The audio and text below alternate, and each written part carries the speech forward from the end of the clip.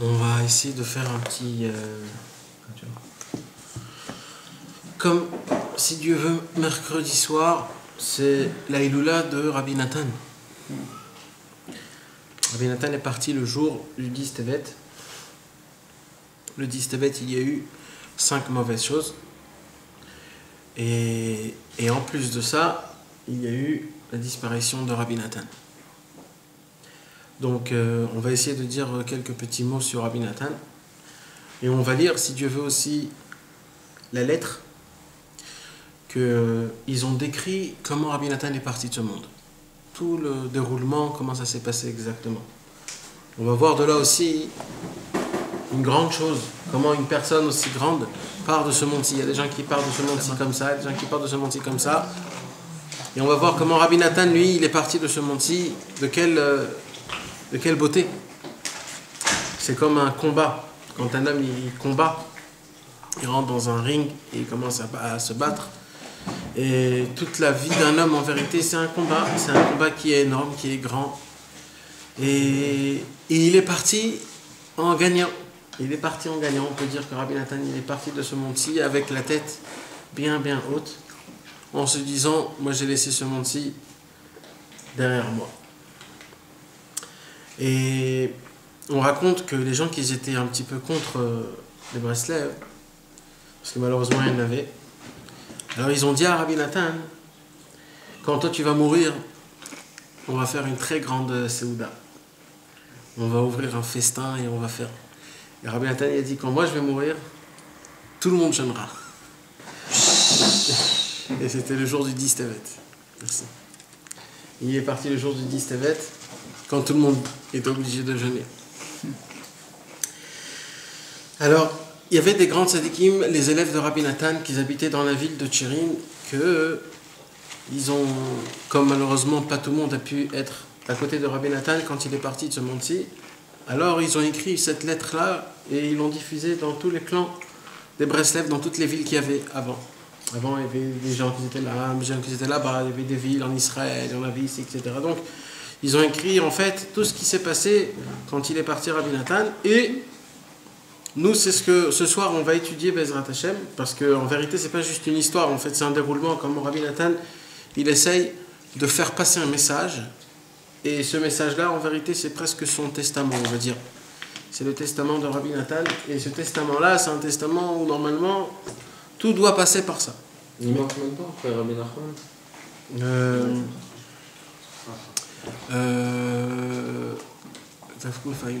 est mort en 1835.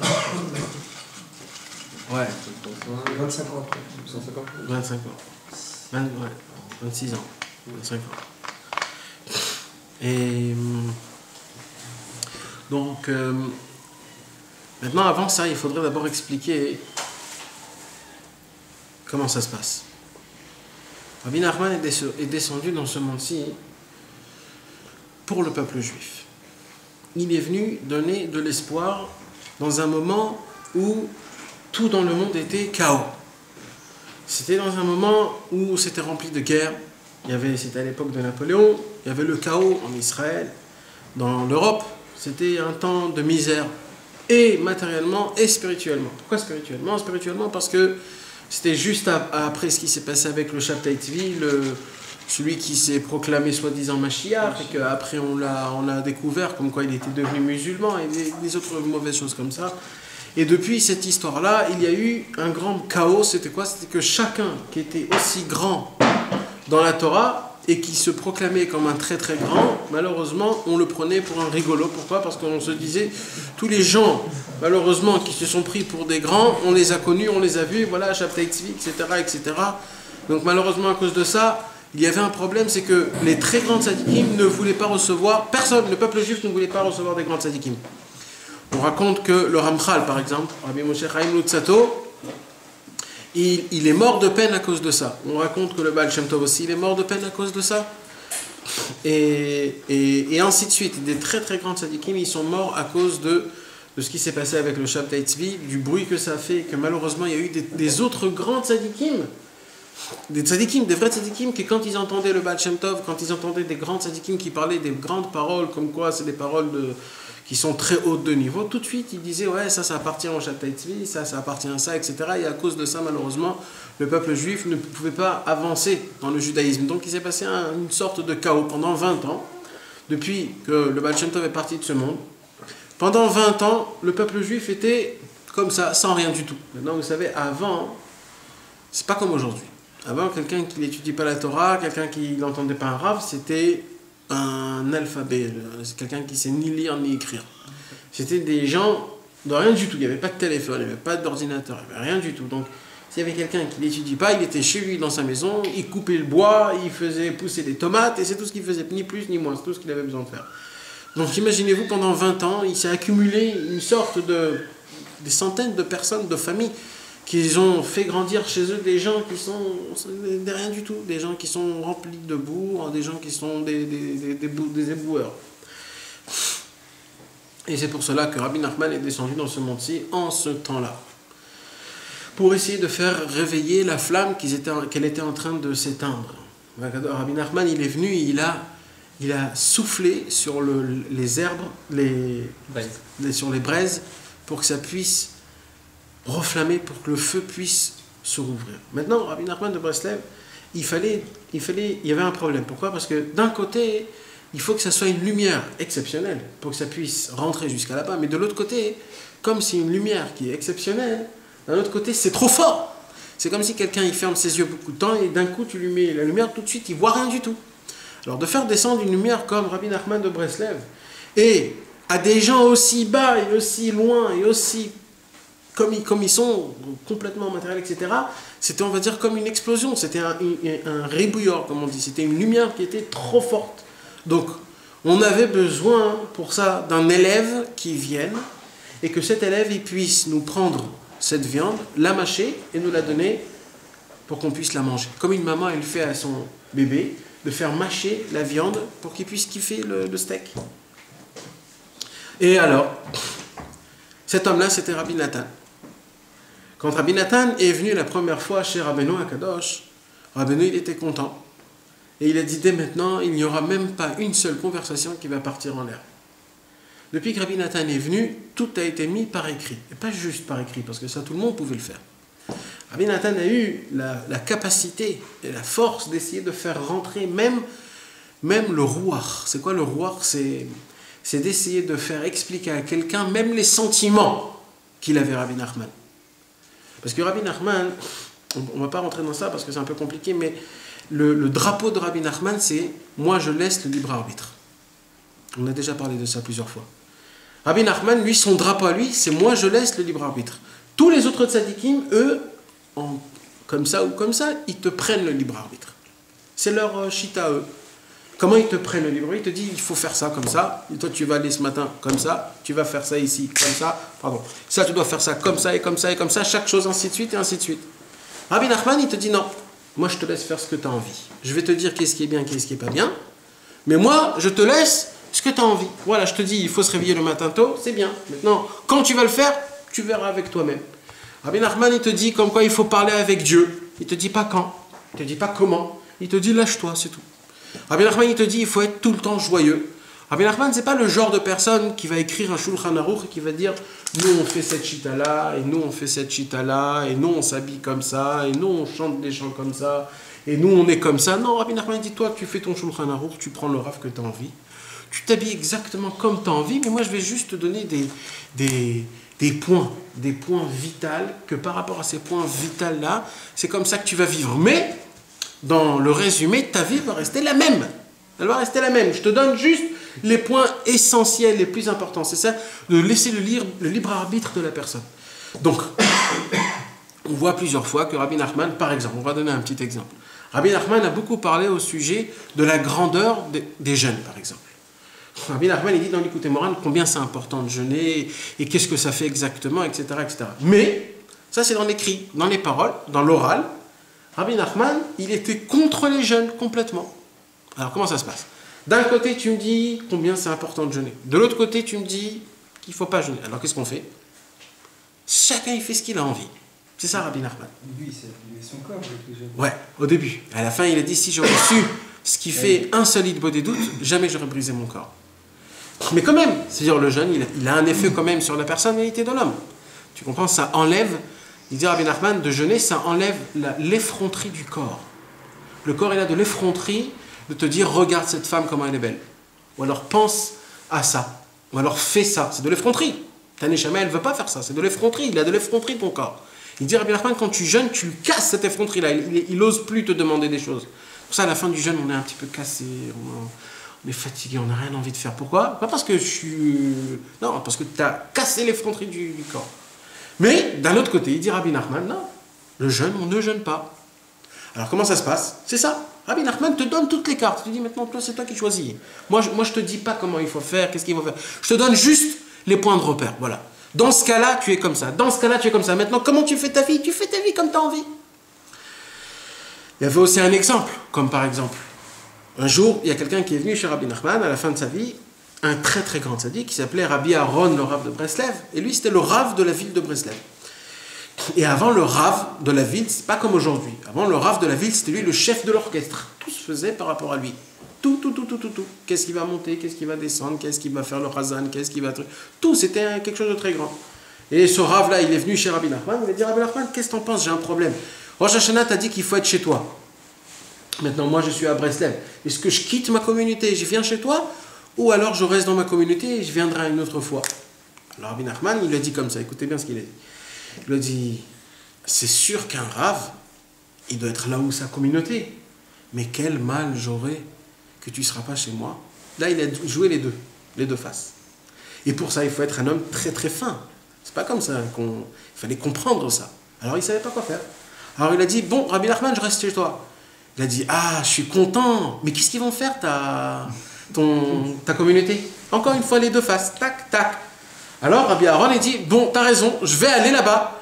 Il a dit, oui, c'est important, mais moi, que ça va me faire trop mal. Toujours, il joue les deux côtés. Pourquoi? C'est ça le libre arbitre.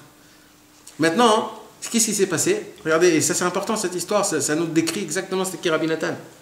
Ce qui s'est passé, c'est que il a pris ses bagages, il est rentré chez lui à la maison, il a dit, bon, je crois que j'ai compris que Rabbi Nachman, il m'a dit de rester avec ma communauté. Et dans le chemin, quand il repart dans la ville de Breslev, qui il voit Rabbi Nathan. Et Rabbi Nathan, il voit Rabbi Aaron, le Rav de Breslev, avec sa valise, Erev Rosh Hashanah. Il dit, attends, je comprends pas. Erev Rosh Hashanah, normalement, on va chez Rabbi Nachman. Là, tu sors de chez Rabbi Nachman? Il a dit, ben oui, mais c'est Rabbi Nachman qui m'a dit d'être là-bas.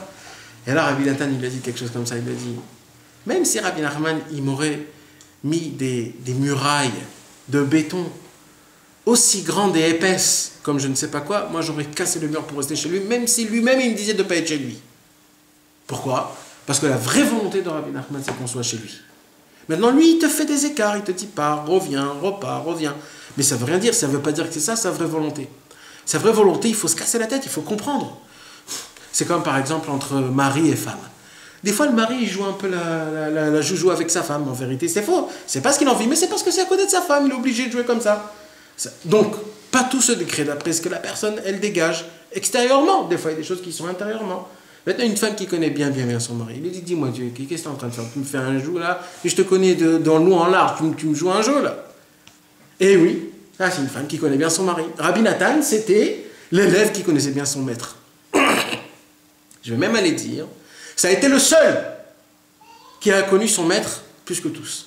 Et c'est la raison pour laquelle ça a été le seul qui a mis sur écrit tout ce que Rabbi Nachman a dit. On a eu beaucoup des élèves de Rabbi Nachman qu'ils ont essayé de mettre à l'écrit les paroles de Rabbi Nachman. Mais vous voyez, aujourd'hui, il ne reste plus rien. Et pourquoi? Parce qu'il ne fallait pas que ça reste, tout simplement. Tout ce que Rabbi Nathan a écrit, il fallait que ça reste. Et c'est le seul qui a pu écrire, par écrit, ce que Rabbi Nachman a dit. Vous savez que cette histoire se répète encore et encore. Où on voit ça? Dans le Harizal. Le Harizal, il avait 10 élèves. Le Harizal, il dévoilait des secrets exceptionnels. Maintenant, vous croyez que les 10 élèves n'avaient pas écrit? Tous les 10 élèves écrivaient tout ce que le Harizal il disait. Et vous savez ce qu'il a dit, le Harizal, avant de partir de ce monde? Il a dit, écoutez mes amis, mes élèves, tout ce que vous avez écrit, brûlez tout. Parce que personne n'a compris vraiment ce que moi j'ai dit. Il y en a un seul de parmi vous 10, c'est Rabbi Chaim Vital. Lui seul, il a compris c'était quoi en vérité ma vraie pensée. Et c'est ce qui s'est passé. Il y en a qui ont gardé, il y en a qui ont brûlé. Et vous savez ce qu'il a fait Rabbi Chaim Vital à la fin qu'il est parti de ce monde? Il a dit, c'est vrai que le Harizal, il m'a dit qu'il n'y a que moi qui a compris. Il a dit, mais moi, je vois que même si vous allez étudier ce que moi j'ai écrit, même vous n'allez pas comprendre. Alors il a pris tous ses écrits, il a été enterré avec tous ses écrits. Imaginez-vous. C'est que quelques années après, ils ont enterré et désenterré Rabbi Chaim Vital, ils ont pris les écrits. Pareil pour Rabbi Shimon Bar Yochai, mes amis. Rabbi Shimon Bar Yochai avait 10 élèves, tous les Gilgulim des 10 élèves du Harizal. Il avait 10 élèves. Et les 10 élèves, le Harizal, quand il était en train de dévoiler tout le Zohar à Kadosh, il dévoyait le Zohar, tout le monde écrivait.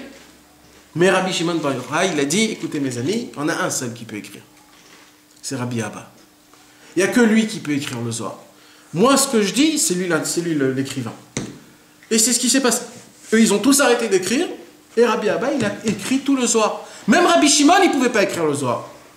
Même le Harizal, il ne pouvait pas écrire ce que lui, il disait dans sa bouche. Un jour, Rabbi Chaim Vital lui a posé la question, dis-moi, Harizal, pourquoi tu n'écris pas toi des livres? Il a dit, quand je commence à écrire, j'ai des centaines de milliards d'idées, de Torah qui me descendent en une seule fois, je ne sais plus comment, par commencer, par quoi, je ne sais plus. Tout s'ouvre devant moi, dans ma tête. J'ai besoin de quelqu'un qui l'essaye de canaliser, exactement. La canalisation, c'est l'élève qui le fait. Rabbi Nathan, c'était le canalisateur. Rabbi Nachman de Breslev ne pouvait pas tout dévoiler en une seule fois comme ça. Pourquoi? Parce que c'est une lumière qui automatiquement, quand le Yetzer Hara découvre une lumière aussi grande, alors le Yetzer Hara, il va mettre des bâtons automatiquement. Il va nous faire comprendre des choses comme ça, ou un tel, etc., etc. Alors qu'est-ce qu'il a fallu? Il a fallu Rabbi Nathan. C'était qui Rabbi Nathan? Alors Rabbi Nathan, mes amis, je vais vous dire, c'est très simple. Rabbi Nathan, c'était une neshama qui n'est jamais venue en Gilgul. C'est très rare. C'est très, très, très, très rare. À l'époque du Harizal, déjà, le Harizal, il a dit, on est tous déjà venus au moins 2 ou 3 fois. Tous, il a dit. Tous. Donc, quelques 100 ans après, Rabbi Nathan, Rabbeinu, il lui déclare comme quoi lui, c'est une neshama toute nouvelle. Rabbi Nathan, depuis tout petit, vous savez, une neshama qui est toute nouvelle, c'est quelqu'un, comme on dit, l'horizon est ouvert pour lui. Nous, on vient avec des Gilgulim, des dizaines et des centaines. Ça nous marque quand même un petit peu le chemin qu'on a fait. Ça nous raye. On n'est plus jeune comme on le croit, on est un peu rayé, on est un peu usé, un peu déterminé, on a fait des trucs, ça fait quand même un peu le chemin. Lui, la carte était ouverte pour lui, vas-y, l'horizon est à toi, fais ce que tu as envie. Rabbi Nathan, c'était ça, et Bémet, sa vie lui a un petit peu, il lui a souri. Depuis tout petit, il a réussi dans tout ce qu'il a fait. Et il était déjà, dans sa vie, déjà prêt à être le monument du judaïsme. Son père était très très riche, et son beau-père était très grand sadique. C'est-à-dire tout à la table. Il avait et l'oseille, et la spiritualité, tout il avait. Son beau-père, à Rabbi Nathan, on raconte que tellement c'était un grand sadique, que comment il étudiait lui, il n'allait pas se mettre en pyjama et en pantoufles et il allait dormir le soir quand il avait terminé d'étudier. C'est pas ce genre de rave. Le genre de rave que quand il sentait qu'il était fatigué, il allumait une bougie, il tenait sa bougie et il allait s'endormir. Quand la bougie arrivait à sa main et qu'il brûlait sa main, tout de suite il se réveillait et continuait à étudier. C'est comme ça il était. Donc c'était pas le genre de rave en pyjama et en pantoufles à 7h du soir, je reçois plus, ma porte est fermée. Lui, c'était jour et nuit, toute la vie. Voilà. Il n'y a pas de vacances. Ça n'existe pas. Et quand il dort, et jusqu'à que sa main brûle. Voilà, c'est tout. Quelques petites minutes, comme ça, par journée, c'est tout. Tellement il était grand, il dit Rabbi Nathan. Avant que je me suis rapproché chez les Chassidim, je ne voyais pas où était la différence entre Moshe Rabbeinu et mon beau-père. Comme ça, il a dit Rabbi Nathan. Il a dit, je le voyais, d'abord, c'était un rave sur plus de 80 pays. Vous savez ce que c'est 80 pays? Avant. 80 provinces. Province. Vous savez ce que c'est avant? C'est pas comme aujourd'hui, il y a des étiquettes ou des titres. C'est pas juste des titres. Pour être rap sur 80 pays, mes amis, il faut être vraiment spécial. Il faut vraiment, vraiment être spécial. C'est pas comme ça qu'on arrive. Et vous savez, c'était qui Rabbi Nathan? Il a été destiné à continuer son beau-père. Son beau-père, il a dit, surtout mes enfants, je vois un seul, et c'est mon gendre qui va me prendre la relève. À l'âge de 20 ans, Rabbi Nathan devait être le boss de 80 provinces, mes amis. On ne sait même pas ce que ça veut dire. Et voilà que Rabbi Nathan, il essaye tout et il ressent toujours un manque. Un manque. Il y a un manque. Tout le temps, il y a un manque. J'ai beau faire plein de choses. J'ai beau terminer le Shas, le Shulchan Aruch, le Rambam, le Tour, le Bet Yosef, le Bar, tout. J'ai tout goûté. Je suis parti en long et en large. Et je ressens un manque. Il a essayé, avant c'était pas un chassidi, c'était un litaï. Alors il a dit, je vais peut-être aller chez les chassidim. Il est parti chez Rabbi Levi Yitzhak de Berdichov. Après il est parti chez le petit-fils du Magui de Mezrich, Rabbi Shalom Iprobitch. Et ainsi de suite, il est parti partout. Rabbi Zusha, le frère du Noam Elimelech, Rabbi Elimelech de Ligensk, il est parti chez plein de grands. Et là où il allait, il se sentait bien, mais quand même il se disait, il y a encore ce manque-là. Un jour, il en a eu marre, il est rentré dans une bête à Knesset. Il y avait des gens dans la choule, alors il s'est dit, je vais aller dans la Ezrat Nashim, là où c'est les femmes. Et il prend le livre des Teilim et il commence à lire les Teilim. En pleurant, en criant, en fou. Et il suffoquait, il pleurait, il disait, Teilim, j'en ai marre. C'est quoi ce manque? Et tellement il a pleuré qu'il s'est endormi. Et quand il s'est endormi, qu'est-ce qu'il rêve? Il rêve d'une échelle. Il rêve qu'il monte une échelle, premier pas, deuxième pas, troisième pas, et il tombe. Et il reprend un nouveau pas, deuxième pas, troisième pas, et il retombe. Et à chaque fois qu'il essaye de monter l'échelle, il tombe. Il monte, il tombe. Jusqu'à qu'il n'en pouvait plus, alors il réessaye une dernière fois, il remonte. Et là où il vient tomber, il y a un jeune, grand, beau, fort. Il lui tend la main, il lui dit, attrape-moi fort. Et il attrape, il le fait monter. Et il se réveille. Quelque temps après, il vient chez Rabbi Nachman de Breslev. Et dès qu'il vient chez Rabbi Nachman de Breslev, il dit, Opa, c'est toi qui m'as tendu la main. Et Rabbeinu, il lui dit, ça fait longtemps qu'on se connaît. Et oui. Et de là, mes amis, a commencé un nouveau chapitre dans l'histoire juive. Le maître et l'élève. C'est ça le titre. Le maître et l'élève. Il n'y a jamais eu. Ça, c'est pas moi qui le dis, mes amis. Ça, ce sont les mitnagdim qu'ils ont dit sur nous. C'est-à-dire les gens qui étaient contre nous, c'est eux qui ont dit ça. Ils ont dit dans toute l'histoire juive, il n'y a jamais eu un lien entre un maître et son élève, comme on a vu Rabbi Nachman et Rabbi Nathan. Jamais. Rabbi Nachman et Rabbi Nathan, leur histoire d'amour, c'était à peine 8 à 10 ans, pas plus que ça. Et le feu qu'il a laissé jusqu'à la fin de toute sa vie, s'est propagé, pas jusqu'après sa mort, même après jusqu'aujourd'hui. Toute la façon qu'on parle aujourd'hui de Rabbi Nachman, c'est version Rabbi Nathan. C'est tout. Rabbi Nachman, il avait plusieurs versions. Il y avait Rabbi Nachman version Rabbi Naftali. Il y avait Rabbi Nachman version Rabbi Yudel. Il y avait Rabbi Nachman version Rabbi Shimon Aizik. Il avait plein d'élèves, Rabbeinu. Et Rabbeinu, il marchait avec chacun d'après sa qualité. Mais Rabbi Nathan, sa beauté, c'était quoi? Et c'est de ça que je veux parler. C'était son annulation. Vous savez ce qui s'est passé avec Rabbi Nathan quand il est rentré et qu'il a franchi la première porte pour passer Rabbi Nachman? Dès qu'il est rentré chez Rabbi Nachman, il a dit, maintenant Rabbi Nachman, je veux que tu m'apprennes le Aleph Bet. Je vous rappelle, mes amis, que cet homme-là avait terminé le chasse quand il avait à peine 13 ans. Et qu'il était prêt à prendre la relève de son beau-père à l'âge de 20 ans, mes amis. Je vous rappelle de ça. Ça veut dire, ce mec-là, aujourd'hui, tu prends le plus grand des plus grands, fois 1000, c'est Rabbi Nathan. D'accord? Rabbi Nathan, il rentre, et qu'est-ce qu'il dit à Rabbi Nachman? Apprenez-moi le Aleph Bet. J'oublie tout. Je ne veux plus rien savoir. Une Torah que j'ai connue avant vous, je n'en veux pas. Je veux que toute ma Torah prenne de vous. Et qu'est-ce qu'il lui dit Rabbi Nachman? Il lui dit, ok, alors maintenant tu vas commencer à étudier des Mishnayot. Des Mishnayot. Rabbi Nathan est rentré chez lui à la maison, il a commencé à ouvrir des Mishnayot. Son beau-père, il lui voit, il lui dit, des Mishnayot? Tu étudies des Mishnayot? Mais toi, il faut étudier le Shulchan Aruch, les Shutim, tous les trucs compliqués. C'est quoi les Mishnayot? C'est qui ce rave là qui te dit d'étudier des Mishnayot? Et oui, mes amis, c'était ça, Rabbi Nathan. Plusieurs années après qu'ils ont passé, la question s'est posée. Qu'est-ce qui a été de spécial Rabbi Nathan et les autres? Pourquoi les autres n'étaient pas aussi grands? Il y a d'ailleurs des histoires sur les autres élèves de Rabbi Nachman que la grandeur de ces autres élèves était plus grand que Rabbi Nathan. Par exemple, Rabbi Shmuel Aizik, un des élèves de Rabbi Nachman, on raconte qu'il voyait Eliyahu Hanavi tous les soirs et qu'il étudiait avec lui, Eliyahu Hanavi. Tous les soirs. On raconte que Rabbi Yudel, il arrivait à parler avec Rabbi Nachman, même que Rabbi Nachman était déjà parti de ce monde.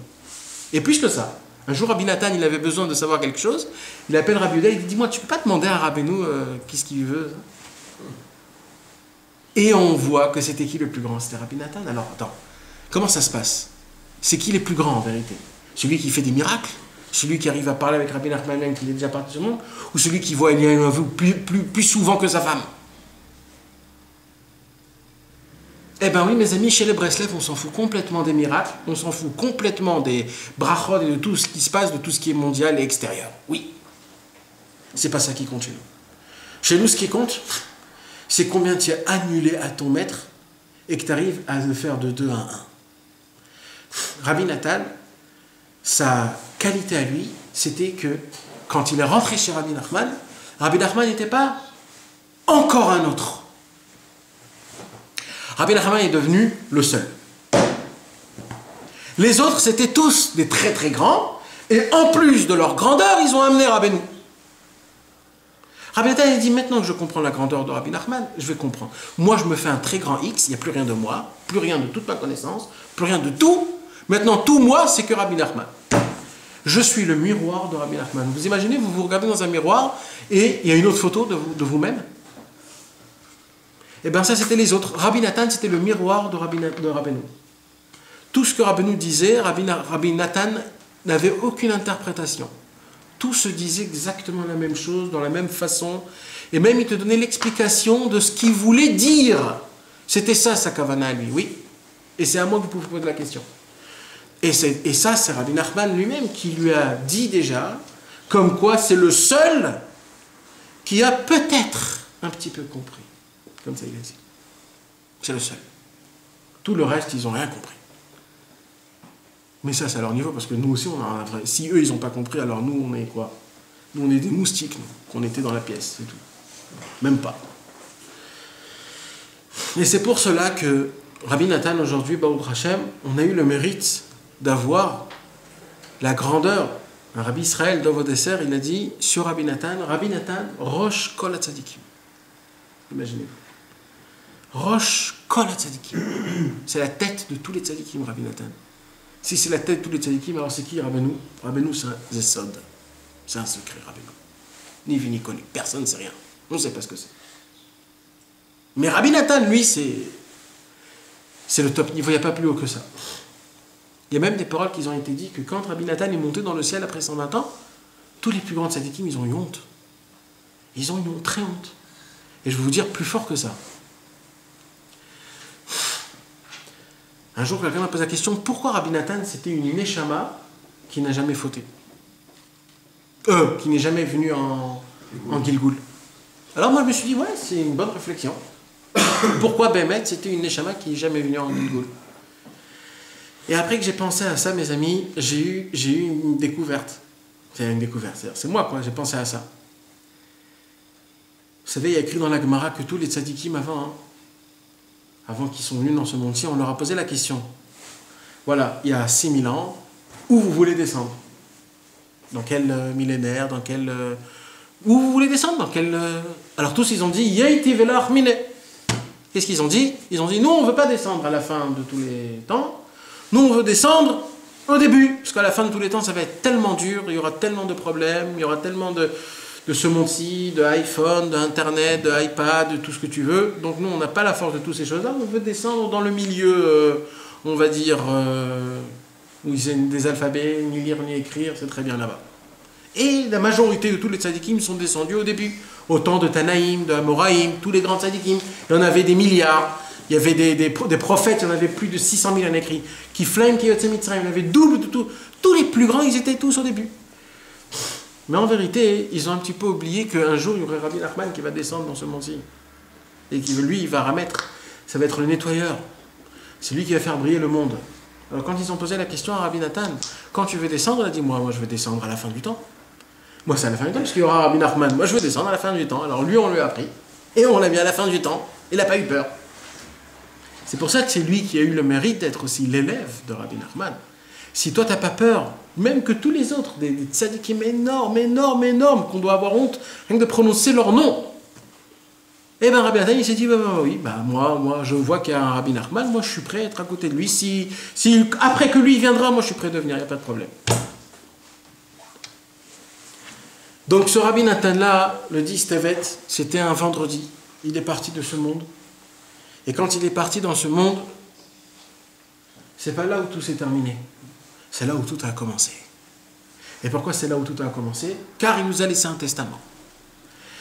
Son testament, c'est le déroulement des choses qui se passent dans ces dernières heures, ces derniers jours. Et on va la lire, si vous voulez. Si vous avez chez vous à la maison, Alim les Troufa. C'est quoi Alim les Troufa? C'est les lettres que Rabbi Nathan a écrites à son fils. C'est un livre, mes amis, comme il est appelé, c'est exactement ce que ça veut dire. Alim les Troufa, c'est-à-dire des feuilles de guérison. Des feuilles de guérison. Matériellement, spirituellement, tout ce que vous voulez, c'est vraiment ça. Rabbi Nathan était loin de son fils. Malheureusement, il en a souffert pendant toute sa vie, Rabbi Nathan, bien comme il faut. Son fils était loin de lui, et son fils, il avait aussi beaucoup de problèmes, mais son fils et Rabbi Nathan, ils avaient un lien qui était très très fort. Et comment, avant il n'y avait pas de téléphone, il n'y avait rien de tout ça, donc la seule chose qu'ils étaient ensemble pour communiquer, c'était de s'envoyer des lettres. Et on voit dans ces lettres-là que Rabbi Nathan, il envoie à son fils, Rabbi Yitzhak, on voit le lien qu'un père a à un fils. Tu te dis, purée, c'est pas des gens qui ont été... C'est pas des gens normaux, ça. C'est pas des gens normaux. Parce que tu vois, c'est quoi qui lui fait mal à Rabbi Nathan, et c'est quoi qui lui fait mal à son fils. Et tu te poses la question, tu te dis, de quelle langue ils parlent là exactement? De quelle langue? Qu'est-ce qu'ils sont en train de se dire là? C'est vraiment ça qui s'envoie, un entre les deux? Il n'y en a pas une, il n'y en a pas deux, mes amis. Il y en a plus de 500 lettres. Plus de 500 lettres sur 7 ou 8 ans. 500 lettres toutes les semaines, il s'écrivait de quoi? Papa, comment je fais quand j'ai des mauvaises pensées? Papa, comment je fais quand je veux prier, j'arrive pas à prier? Vas-y, ainsi de suite.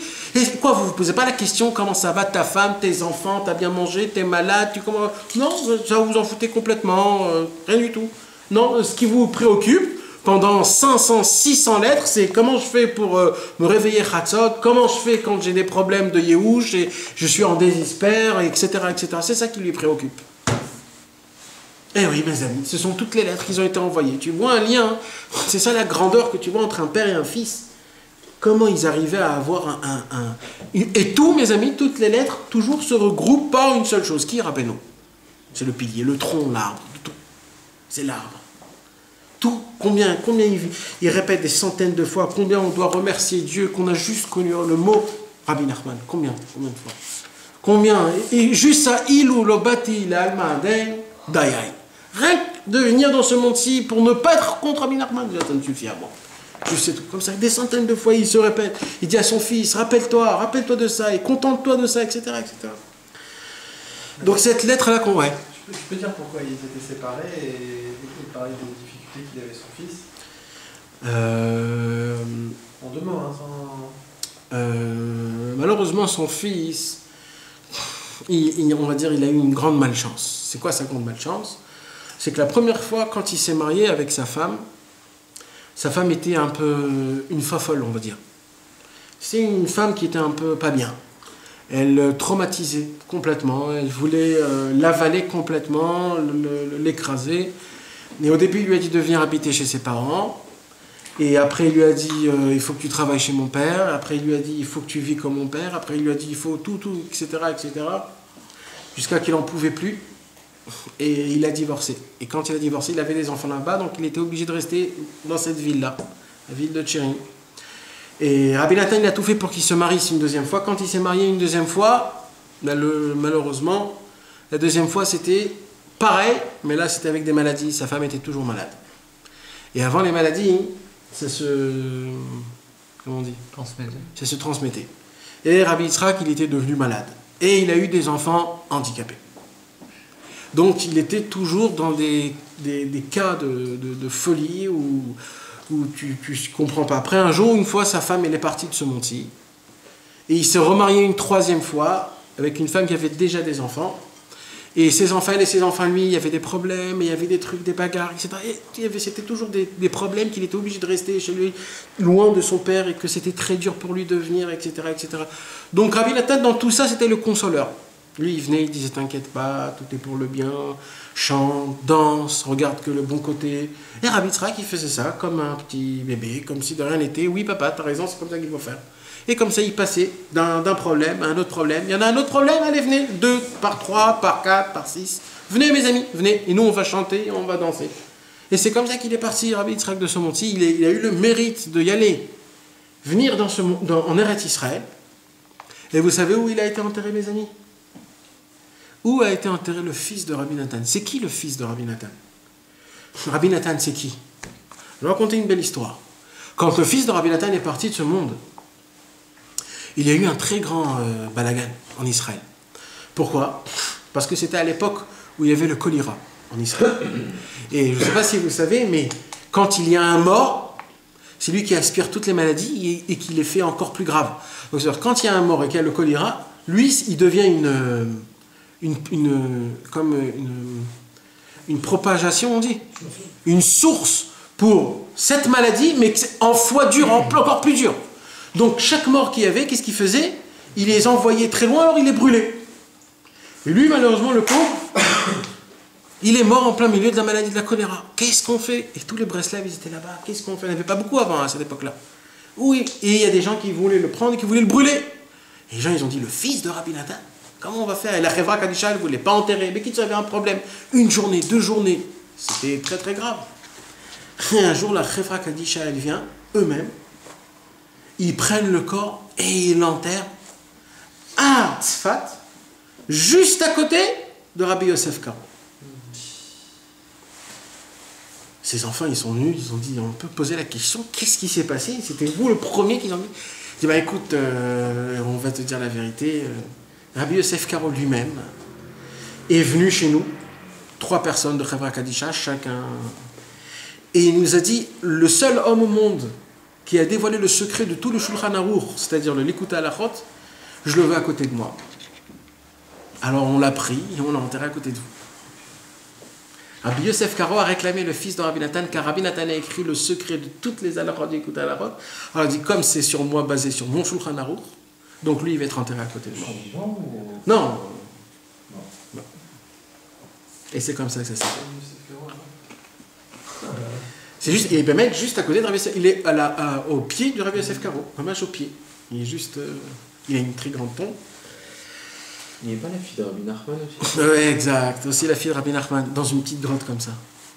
Et il y a aussi le Shamash de Rabbeinu, Rabbi Shimon. Ouais. Et où il est Rabbi Shimon? Hari, le Harizal, juste en bas. Chacun sa place, comme on dit. Les qui sont mes amis? Alors, à la fin de Alim les Troufa, c'est-à-dire à la fin des livres des lettres de Rabbi Nathan, il y a ici la lettre Sipur Haistalkut, ça s'appelle l'histoire qu'on raconte comment Rabbi Nathan est parti de ce monde-ci. Alors, hein? Mercredi soir, jeudi, quand tu as envie, c'est vraiment, c'est beau à voir et à lire, parce que là, je ne crois pas qu'on va toucher tout, mais ça veut dire au moins, on va dire, bon, les Kitsur au début, ils sont en train de dire malheur à nous, qu'on a perdu le tzaddik, etc., etc., etc. Et après, il nous raconte, parce que ce qui s'est passé une semaine avant, ça commence le Shabbat, Parashat Miketz. Shabbat, Parashat Miketz, Rabbi Nathan était très très fatigué. D'ailleurs, entre parenthèses, Rabbi Nathan est mort d'une maladie de ventre. Il souffrait de la maladie de ventre plus de 25 ans. Il avait une maladie énorme, et vous savez, c'est écrit dans la Masechet Brachot que le tzaddikim meurt avec une maladie de mal de ventre. Donc ça, c'est écrit. Et on a demandé à Rabbi Nathan, il était très très fatigué, de dire quelque chose à Shabbat. Alors on vient chez Rabbi Nathan et on dit Rabbi Nathan, vas-y, dites quelque chose. Rabbi Nathan était très fatigué. Et Rabbi Nathan, qu'est-ce qu'il dit? Il dit, j'ai honte de parler. Je dis, j'ai très honte de parler, mais je suis obligé de parler, mais j'ai honte de parler. Mais je suis obligé de parler, mais j'ai très honte de parler.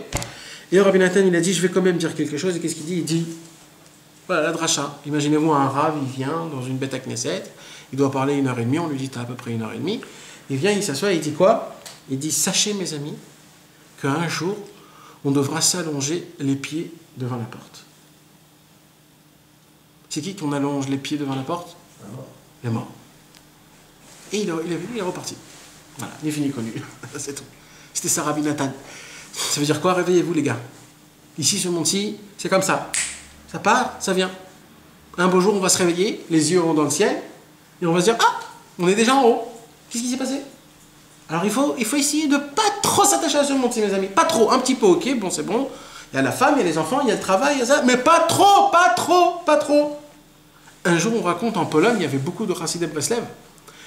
Il y a un jour, on raconte qu'il y avait un grand Breslev qui est parti de ce monde-ci. Ça, ce que je vous raconte, ça a été écrit dans un Eton, comment dire Eton, un journal. Ça a été écrit dans un journal juif qui s'appelle Moment en yiddish. Ils ont raconté ça. Ils ont dit, jamais on a vu un enterrement où les gens riaient. Alors, un enterrement, les gens, ils pleurent. Et c'était qui cet enterrement? C'était c'était tous des Breslev, mais un des Breslev que, malheureusement, le pauvre, il était parti de ce monde-ci. Et quand il est parti de ce monde-ci, au lieu de pleurer, les Breslev, ils rigolaient. Ah, Baruch Hashem, il est sorti de prison de son corps, il est sorti de tous ses tavot, il est sorti de toutes ces choses-là. C'est bien maintenant, il est libre, il est à côté de Rabbi Nachman, il est à côté des tzadikim, etc. Là, on peut espérer. C'est dur de comprendre ça. Surtout les Français, nous, quand on parle un peu de la mort, ça y est, le mec, il va tuer, même pas, etc. Angoisse, rassera, laissez-moi tranquille. Parle de quelque chose, on ne peut pas parler de quelque chose d'autre? Eh ben non, mes amis. Parce que ça, c'est du vrai sur vrai. Et un jour, ça va tous nous arriver. Et s'il n'y a personne qui en parle, alors quoi? Alors on va rester ici comme ça? C'est ce qu'il a fait Rabbi Nathan. Une semaine avant de partir de ce monde-ci, il est venu devant toute sa... Il a dit, rappelez-vous mes amis, un jour, on devra s'allonger avec les pieds à la porte. C'est tout. Après Rabbi Nathan, le matin, il a étudié la Torah 60. C'est quoi la Torah 60? La Torah 60, c'est le testament de Rabbi Nachman. Pourquoi c'est le testament de Rabbi Nachman? Parce que le jour où il a dévoilé la Torah 60, c'est là où il a reçu la maladie de la tuberculose. Que de cette maladie-là, il est parti de ce monde. Donc Rabbi Nachman, il savait que de cette maladie-là, je vais mourir. Donc depuis ce jour-là, il a commencé à parler de sa mort et il a dévoilé la Torah 60. Et on dit que de là, cette Torah-là, c'est la Torah du testament de Rabbi Nachman. Même que Rabbi Nachman est parti de ce monde-ci bien après. 3 ans après, il est parti de ce monde-ci. Mais quand même, on dit que c'est le testament. Pourquoi? Parce que c'est de cette maladie qu'il est parti de ce monde-ci. Et qu'est-ce qu'il y a écrit dans cette Torah?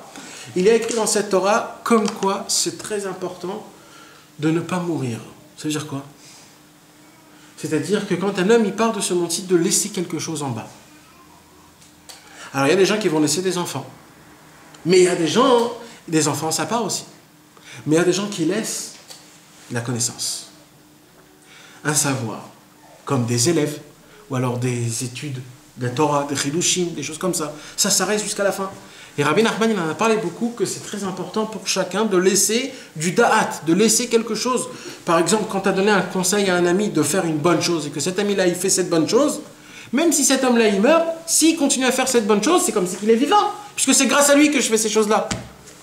Donc c'est ça qu'il dit Rabbi Nachman. Il dit Rabbi Nachman, c'est très important de laisser quelque chose en bas. C'est-à-dire que même que tu pars dans ce monde-ci, eh ben, laisse quelque chose en bas pour que tu sois vivant en bas, qu'on parle de toi, etc. Comme on dit que Rashi, jamais il a été jugé depuis qu'il est monté dans ce monde-ci, depuis qu'il est parti de ce monde, il n'a jamais été jugé. Pourquoi? Parce qu'à chaque fois on étudie la Gemara, on étudie Rashi. On étudie le Chumash, on étudie Rashi. Alors toutes les secondes, il n'arrête pas de monter. Alors on s'assoit tous, il s'assoit, alors on va faire le jugement, il n'est plus là. Alors on monte. Et à chaque fois il monte, et il monte sans fin, ça ne s'arrête pas. C'est ça en fait, c'est de laisser quelque chose en bas. Rashi, il n'est pas mort. Celui qui dit que Rashi il est mort, c'est lui le mort. Rashi, c'est le plus vivant qui puisse exister au monde. On n'en parle que de lui toute la journée. Moshe Rabbeinu, il n'est pas mort. Rabbi Shimon Bar Yochai, il n'est pas mort. Rabbi Nachman, il n'est pas mort. C'est nous les morts. C'est nous les morts. C'est nous qu'on meurt, on est comme ça, on est en train d'agoniser. Eux, c'est les plus vivants qui puissent exister. Un jour, il y a quelqu'un qui m'a dit, je vais aller prier chez les morts. Je lui dis, c'est les morts qui vont prier sur toi. C'est toi le mort. Eux, c'est les plus vivants. C'est le monde à l'envers, complètement.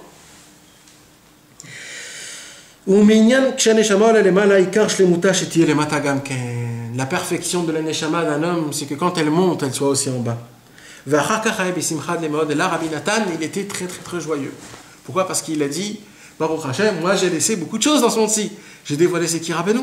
Et quand aujourd'hui on va voir Seki Rabbi Nachman, ça va se passer grâce à moi. Ou Belel Shabbat Amar Torah la Menorah, Verakat Batzmo, imaginez-vous Rabbi Nathan, il va mourir dans un mois, dans une semaine. Il est complètement explosé avec sa maladie et il chante et il danse. Il danse, le mec il danse tout seul, c'est pas comme en rondelle aujourd'hui on marche. Non, lui il chantait, il dansait tout seul il dansait. Il faut avoir de la force pour danser.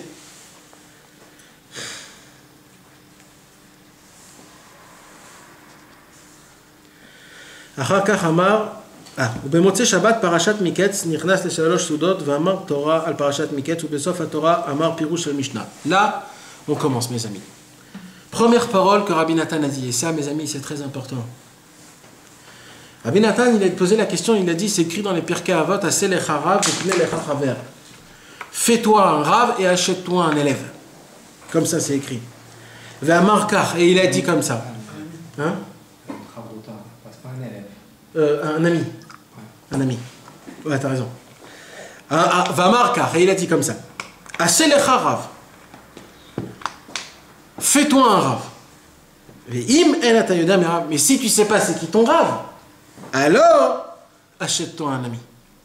Nous, comment on l'explique? Fais-toi un rave et achète-toi un ami. Il dit Rabbi Nathan, non. En vérité, c'est une, et s'il n'y a pas l'une, il y a l'autre. Fais-toi un rave. Maintenant, tu ne sais pas c'est qui ton rave, alors achète-toi ton ami.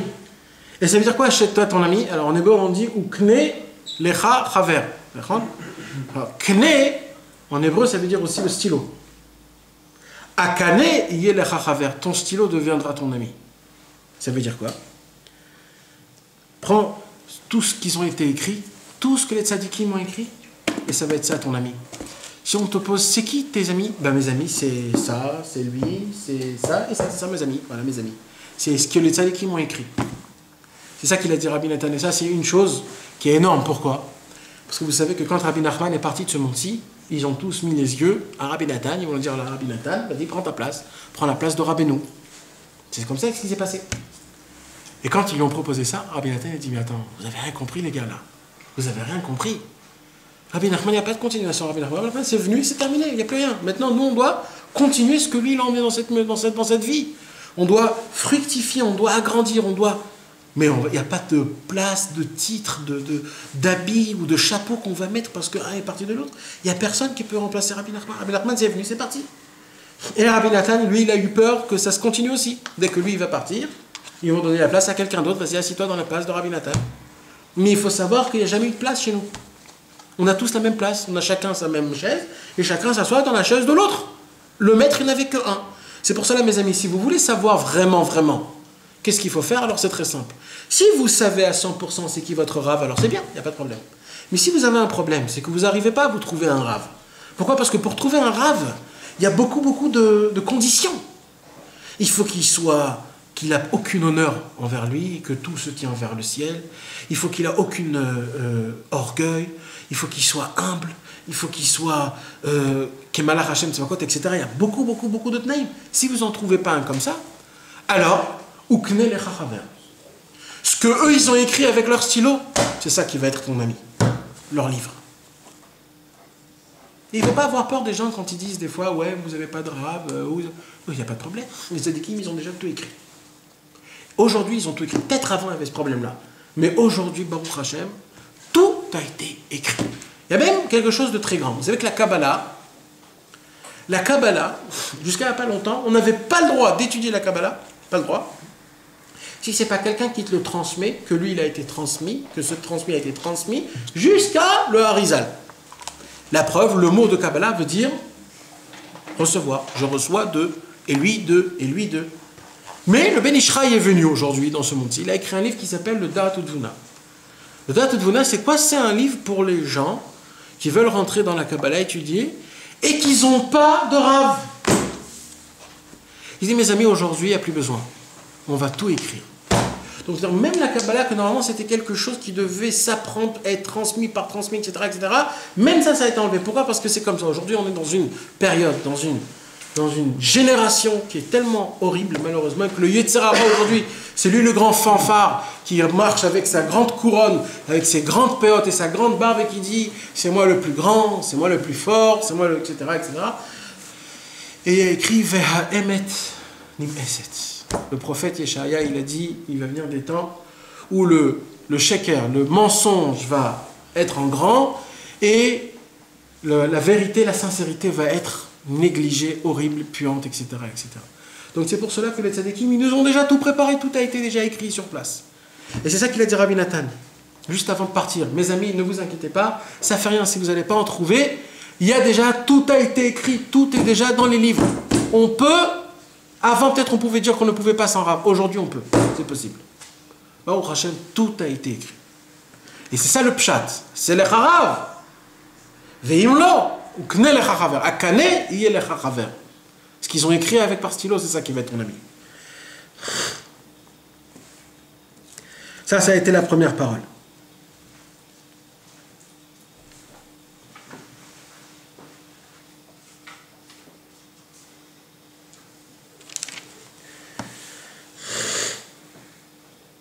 Et deuxième parole exceptionnelle, mes amis. Rabbi Nathan était assis dans son lit et il y avait plusieurs personnes qui étaient autour de lui et il y avait quelqu'un d'autre qui était à côté et Rabbi Nathan a dit poussez-vous, j'ai besoin de voir tout le monde, je veux voir tout le monde. Alors il se pousse pour qu'il puisse venir voir, etc. Et là on lui dit Rabbi Nathan, dites-nous quelque chose, on est là à côté de vous, etc. Dites-nous quelque chose. Et là il dit Rabbi Nachman comme ça. Afilu kisha adam ou bal avera agadol beyoter. Même si un homme, c'est un Baal Avera. C'est quoi un Baal Avera? Baal, quand on dit, une femme, elle dit, c'est Baali, c'est mon mari. Baal Avera, c'est quelqu'un qui a fait de l'Avera son acte. Ça veut dire, ça fait partie de lui. Baal Avera. Ani Baal Abayit. Et le mec, c'est le. Baal Avera, c'est quelqu'un que. Alors il dit Rabbi Nathan, même un homme, que c'est un Baal Avera, c'est un homme, un pécheur énorme, Agadol Beyoter, le plus grand de tous. Juste qu'il a une emprise à Rabbi Nachman,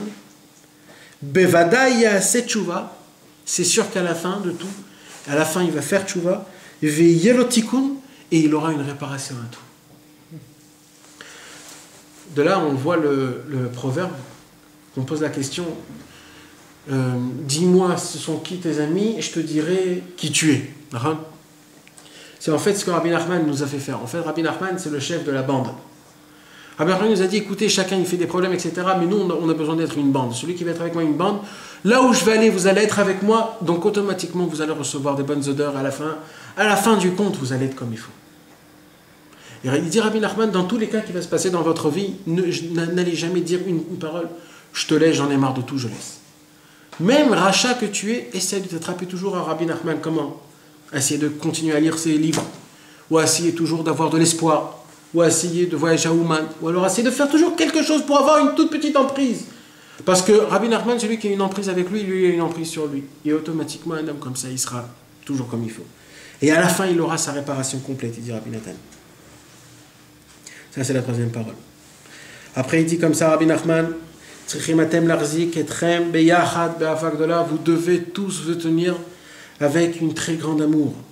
Vatem anashim ksherim. Et ne croyez pas, mes amis, vous êtes tous d'anashim ksherim. Vous êtes, mais, et là, shatem shlemazik, mais vous êtes des imbéciles. Vous êtes des anashim ksherim, mais vous êtes des imbéciles. Achakar mar pitom laolam. Et d'un coup, il a dit, shloshat tzarot ayu betevet. Il y a eu trois malheurs à Tevet, le 10 Tevet. Maou tzarot, il a posé la question, c'est quoi qui s'est passé le 10 Tevet? Et les gens, ils avaient oublié complètement. Alors il a dit, bon, je vais vous dire, Bomet Ezra Sofer, il y a Ezra Sofer qui est parti de ce monde-ci.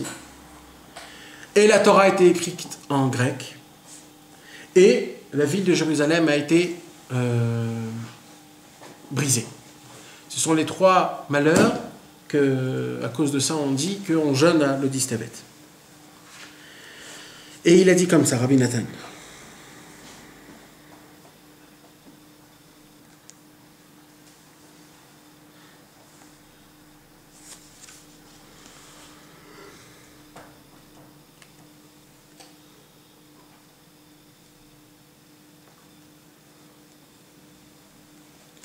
Il a appelé le Tanakh aussi le livre de Moussar.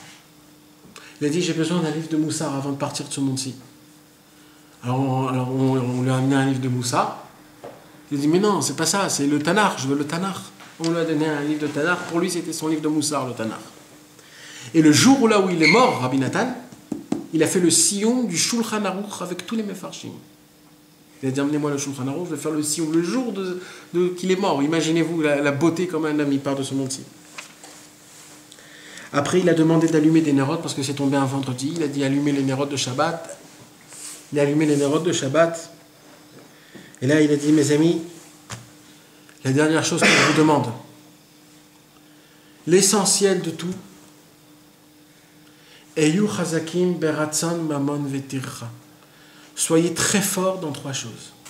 Dans la volonté, dans la fatigue et dans l'argent, pour essayer de diffuser la pensée de Rabbi Nachman toute votre vie.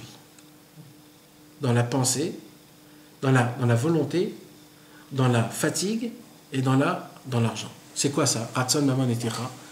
Il y a des gens qui n'ont ni d'argent et ni la possibilité de taper de porte en porte. Alors, eux, on a juste besoin d'eux, au moins d'avoir une volonté de vouloir. Il y a des gens qui peuvent que avec l'argent mais pas avec le reste, alors eux doivent donner de l'argent. Il y a des gens qui doivent se fatiguer, prendre des livres et frapper à la porte. Vous voulez un livre? Là, Rabbi Nathan, il a dit les trois choses. Il a dit qu'à une seule page de Rabbeinu, ce sera la réparation du monde en entier. Daf echad et atikun al-kol. Il suffit d'une page de Rabbeinu pour qu'il puisse amener la réparation dans le monde entier. Il a dit, soyez très forts, c'est ça l'essentiel de tout. Ikar iskechem, il a dit, et c'est ça tout votre travail. D'essayer de faire diffuser la pensée de Rabbi Nachman. Vous avez un ami, dites-lui une parole. Donnez un peu d'argent pour ça. Parlez, achetez des livres pour un autre ami. Vous donnez des cadeaux, donnez un cadeau à un livre de Rabbi Nachman. Faites-le diffuser le plus que vous pouvez. Même comme ça, même des fois par téléphone ou par un truc, on ne sait pas comment ça peut se passer. On ne sait pas.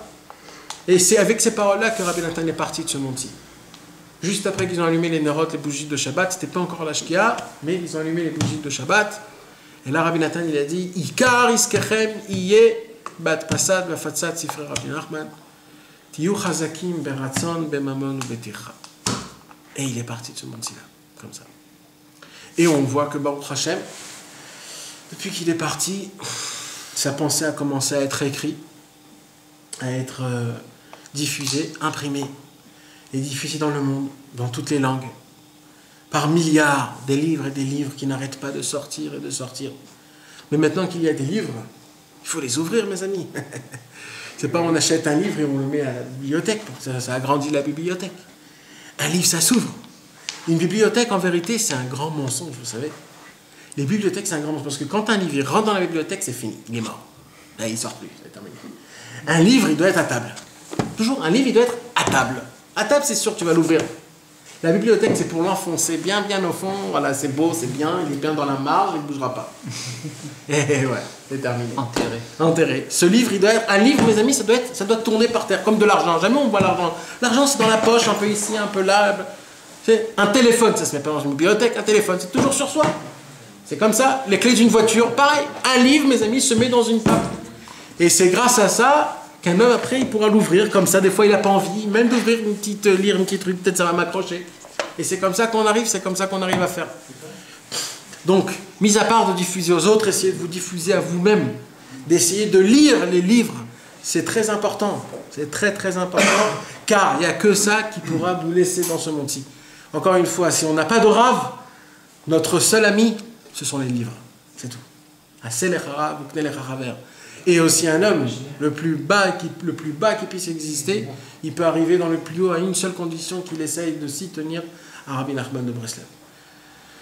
Ça a été notre petit instant en l'honneur de Rabbi Nathan. J'espère qu'il priera pour nous dans le ciel, qu'on puisse se tenir comme il faut et d'être un homme comme lui, que dans tous les cas qui se passent, de toujours penser au bon côté, de toujours juger du bon côté, de toujours voir le côté qui est rempli et en kiffant et en partir de ce monde-ci avec une tête bien haute et élevée, sans avoir honte devant personne. Amen. Amen.